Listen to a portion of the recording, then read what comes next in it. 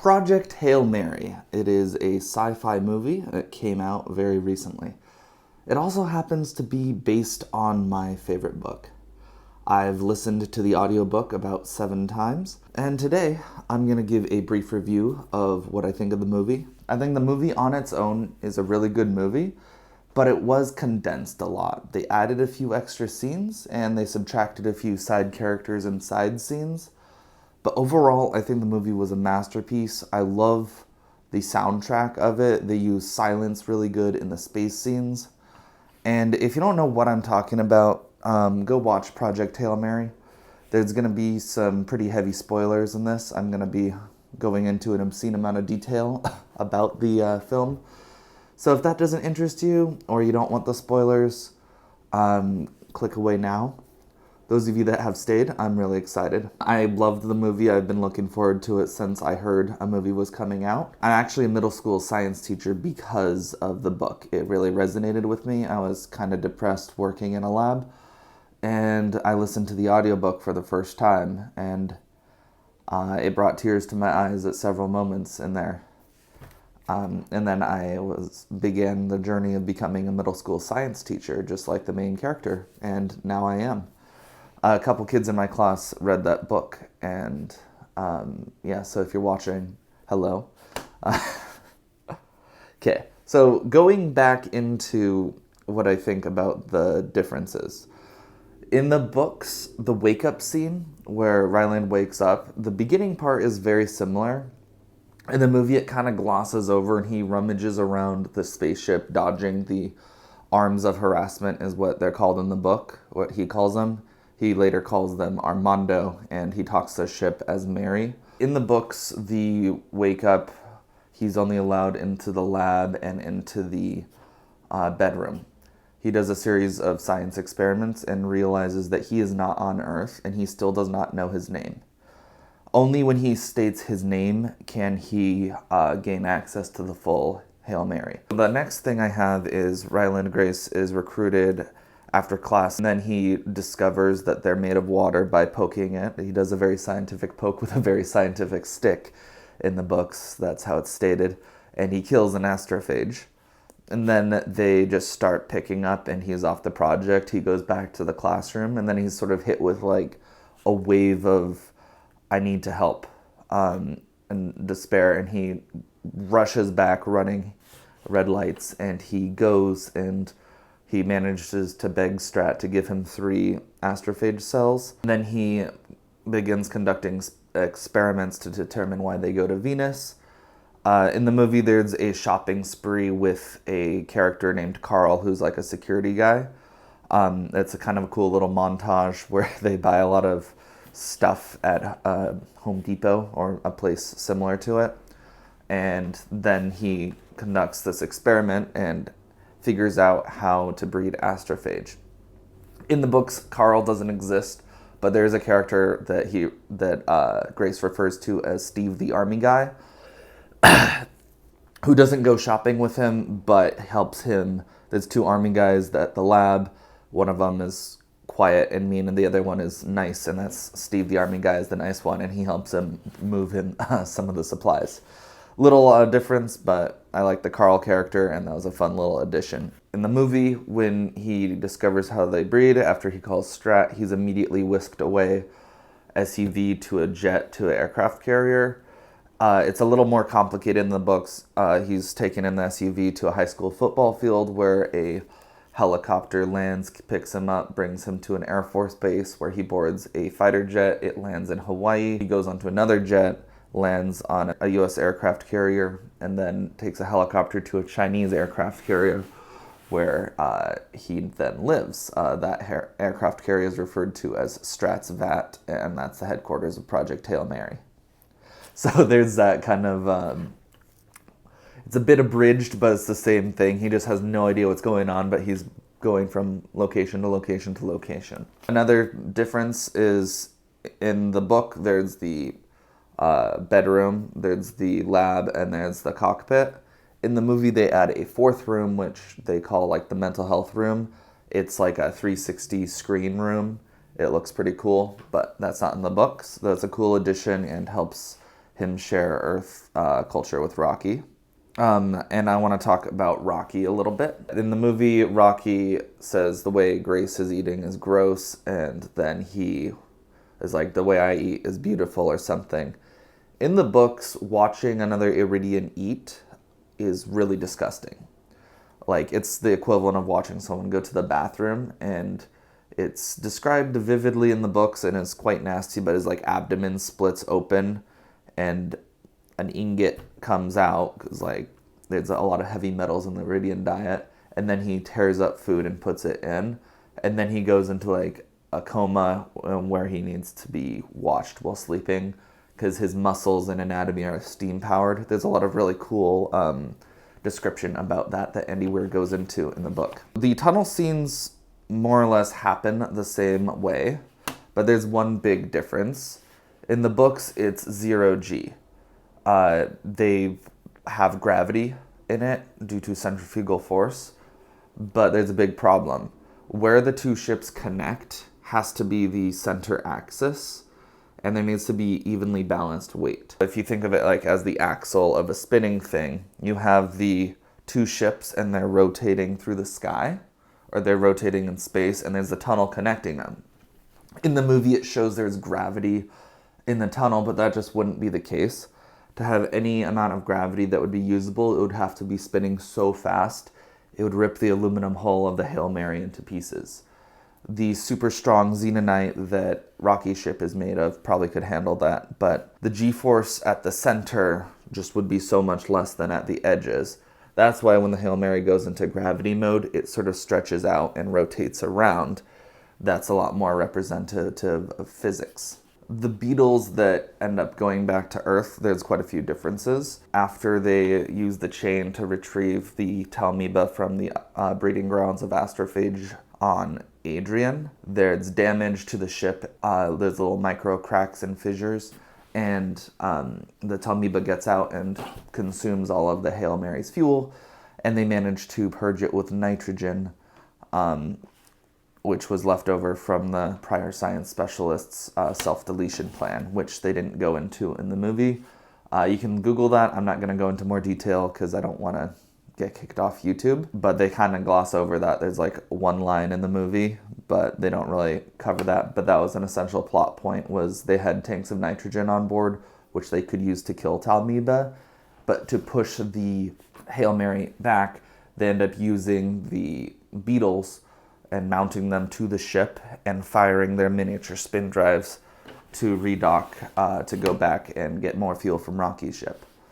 Also, when the beetles are launched, they're shown with cold gas thrusters to control the roll, pitch, and yaw. They don't have that. In the books, there's reaction wheels that control the direction they point, which is also the roll, pitch, and yaw.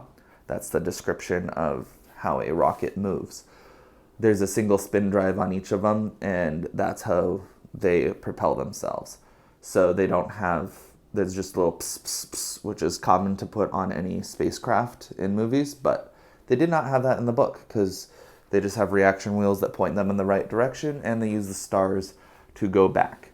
The person that invented them is named Steve Hatch. He's a very friendly, optimistic Canadian person, not featured in the movie, but is featured in the books. Also, when those the beetles go to Earth, in the movie they're shown that Strat is on a boat that retrieves them.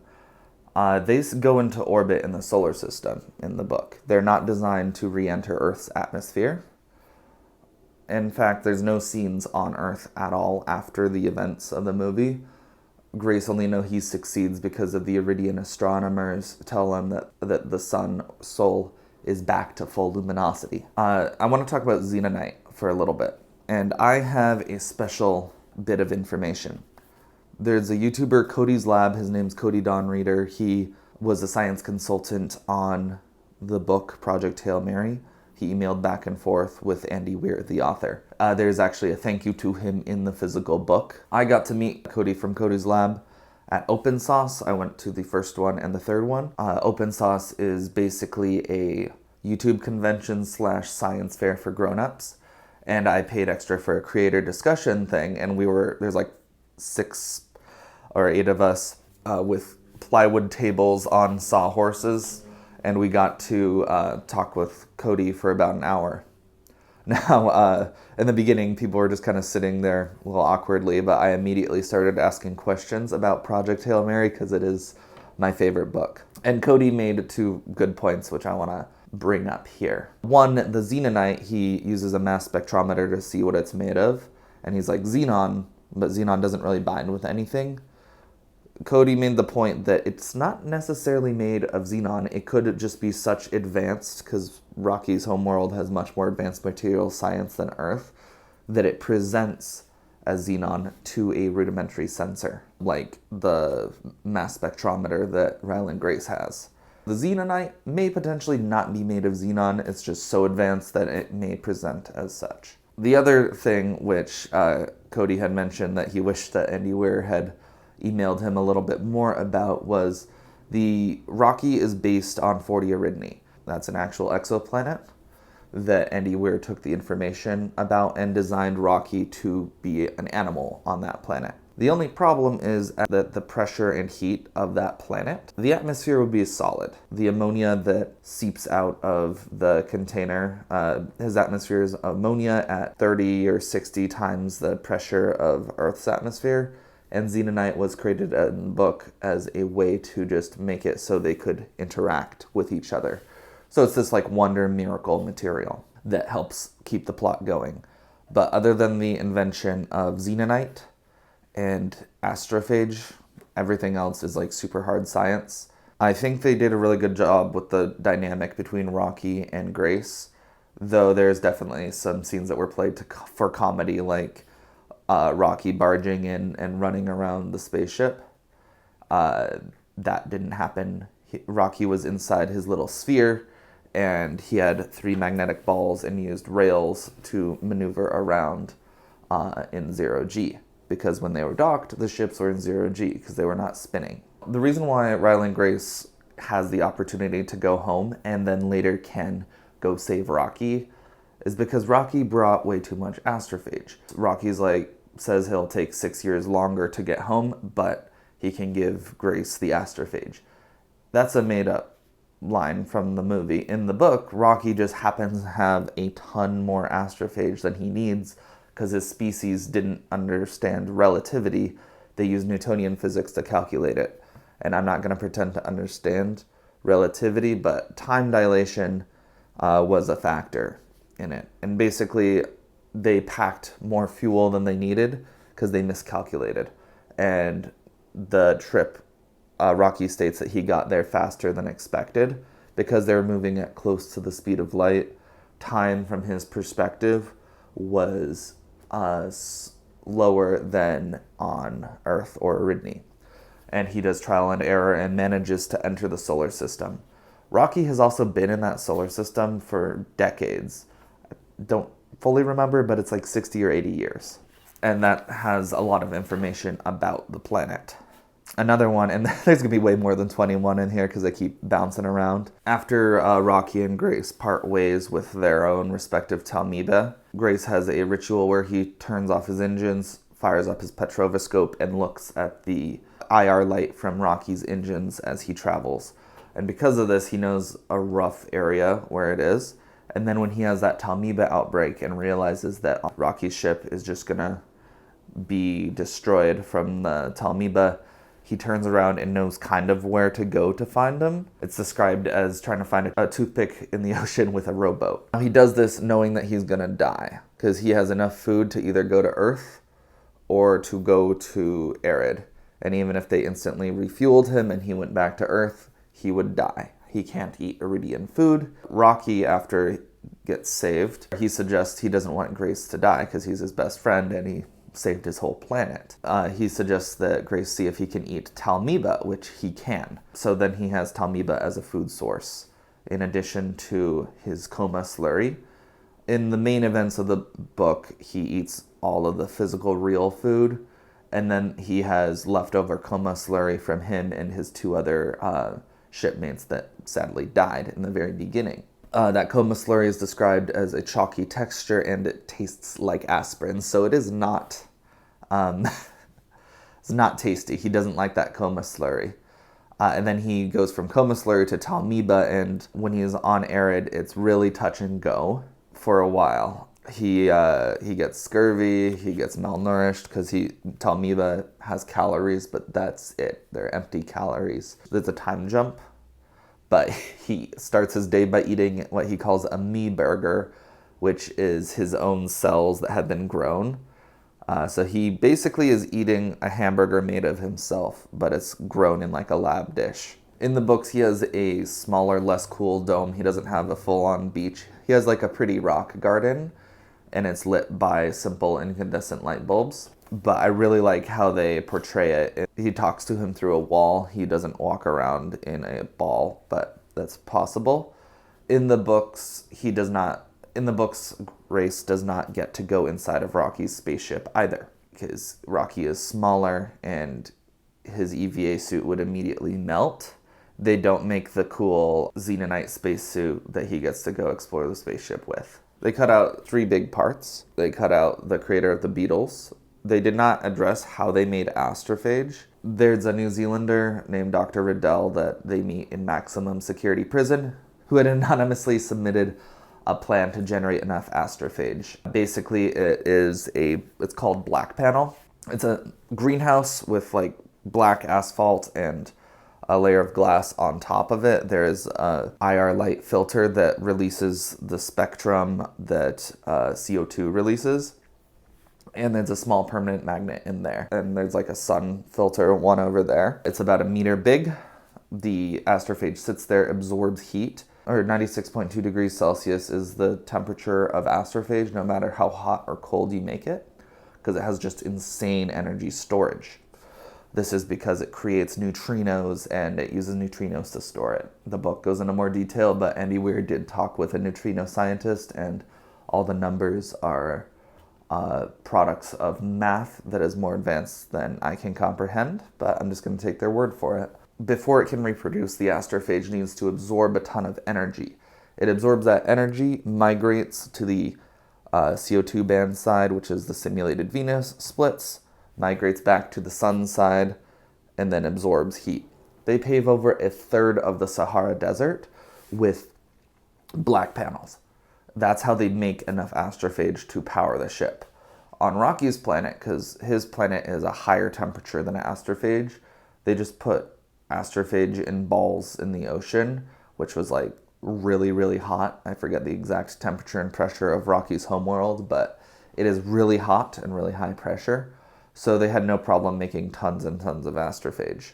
And that's part of why they had so much extra, in addition to miscalculating the trip's efficiency. The reason why Dr. Riddell is in maximum security prison is because he is a gambling addict, and he was in prison for criminal negligence. He was supposed to be managing a solar concentration power plant, and there's an accident that killed several New Zealanders. Basically the same thing as putting an ant under a magnifying glass, which isn't very nice to do.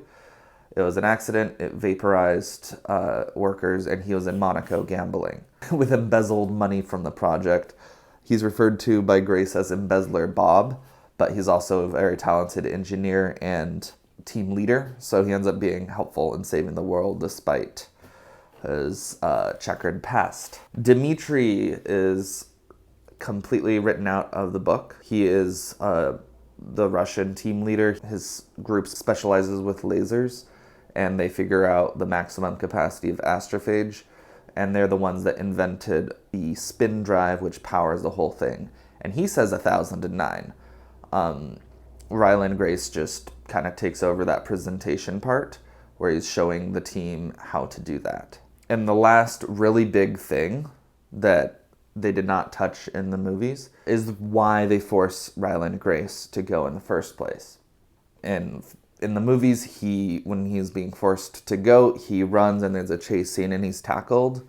In the books, there's just a security guard, a Russian security guard in the room with Strat. He tries to run away, but the guard stops him, and he's described as being monumentally stronger than Ryland Grace, and that's it. Then he's injected with an amnesia drug developed by the French and sent on the mission. The crew that goes with him is told that he was nervous about the rocket launch and he went into his coma early, He was sedated so he wouldn't have motion sickness on the rocket launch itself. But the reason why they wanted Grace as opposed to any other scientist on Earth is the same reason why the accidental deaths of the primary and secondary science specialists was so devastating.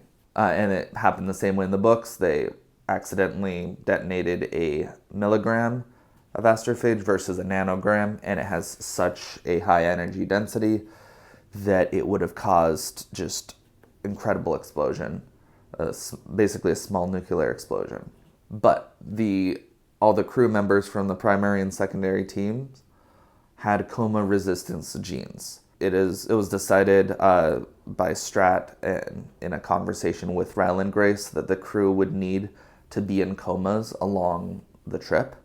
Otherwise, they would basically kill each other because they'd get on each other's nerves because the spacecraft is so small. That decision was backed by data from the Russians when they were doing psychological studies to see how people would react when bottled up with each other for an extended amount of time, and it always resulted in violence. Ryland Grace has those coma resistance genes because, as a show of faith, Strat herself and had everyone else be tested to see if they have those coma resistance genes. The robot Armando that takes care of them was originally designed for cancer patients. There's a Thai company in the books that had developed this extended coma technology to help people going through chemotherapy basically fast forward through the worst suffering part of it. But the company went bankrupt because they discovered that only 1 in 10,000 people had coma resistance genes, which they believe were in our genome from a very ancient ancestor. So because of those coma resistant genes, the talent pool was limited by 1 in 10,000 people. It just so happened that Ryland Grace had coma resistance genes, and the next best person after Ryland Grace was a microbiologist that worked at a winery in South America, if I remember right. But with that 3-day deadline, they picked Ryland Grace, and that was not his choice. The last little bit I'm going to add is my own personal fan theory. I think that the drug that they gave to Ryland Grace, I believe that whatever reason, that had something to do with why he survived and why the other crew members did not. And the reason why I think that is in the books, the dead bodies of the other 2 crew they're described as mummy-like husks of people, and they're just way light, and they died very, very early into the mission. Now, because of that, I think there's some other factors at play other than just the coma resistance genes. And I think some of those factors may have been that the drug that they gave him to give him amnesia, I think that ended up somehow saving his life in the coma, that did something. That's my own little fan theory. Thank you all for watching if you watched this far. Sorry, this is kind of all over the place with the plot, but those are some key differences I noticed between the book and the movie. I love the book. I love the movie. I'm going to make a few smaller videos explaining just how they made the astrophage and some other stuff. If you like this video or you just like random science stuff, maybe subscribe to my channel. It would help a lot. But yeah, with that, thank you so much for watching. Have a good one. Bye-bye.